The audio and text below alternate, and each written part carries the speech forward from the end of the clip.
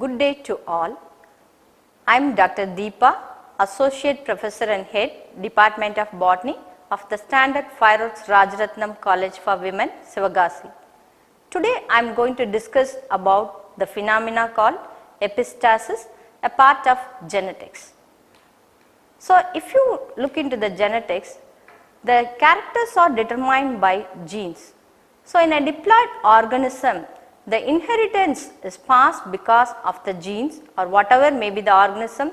The characters are transferred from one generation to another generation only through the genes. In a diploid organism, a gene consists of pair of alleles. Alleles determine a specific character through the genotype. At times, alleles interact with each other and they produce a different character. So, that we call it as allelic interaction. So, sometimes there will be an interaction of alleles of a same gene. That time we call it as allelic interaction, and at times the different alleles of different genes, they may interact with each other and they produce some other character. That time it is called as non-allelic interaction. Epistasis is a kind of non-allelic interaction where there is an involvement of two genes. The alleles of these two different genes, they interact with each other and they produce a particular character. So, the allele of a gene which masks the phenotype of another gene is called as epistatic, and the one whose expression is prevented is called as hypostatic. So, the epistasis may be of two types based on the allele which determine the character. Suppose a dominant allele determined a specific character, then it is known as dominant epistasis. When a recessive allele determines a character, it is called as recessive epistasis. So, a very good example in the plant kingdom for dominant epistasis is summer squash fruit color. It is botanically known as Cucurbita pepo.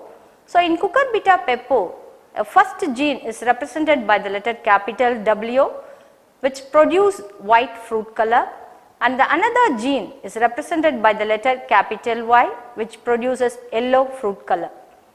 When there is a cross between these two plants, they produce different offsprings. Look at the genotype and phenotypes. Whenever there is capital W, always the fruit color is white. In the absence of capital W alone, that is in the small w, the another gene, allele of another gene, capital Y, produce yellow fruit color.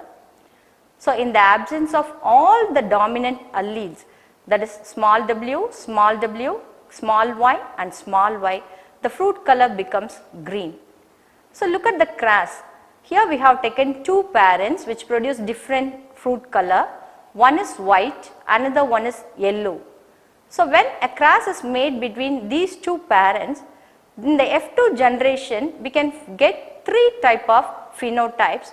One is called as white, another one is yellow, another is green. So, whenever there is a presence of capital W allele, that gives white fruit. So, in the absence of capital W, the another allele capital Y acts, so that gives yellow, and in the absence of all the dominant allele, we can get green fruit. So, this is because of epistasis, and we can get the ratio 12:3:1. It is deviating from the Mendelian dihybrid ratio 9:3:3:1. This is because of non-allelic interaction. So, how can we identify which allele is epistatic in summer squash?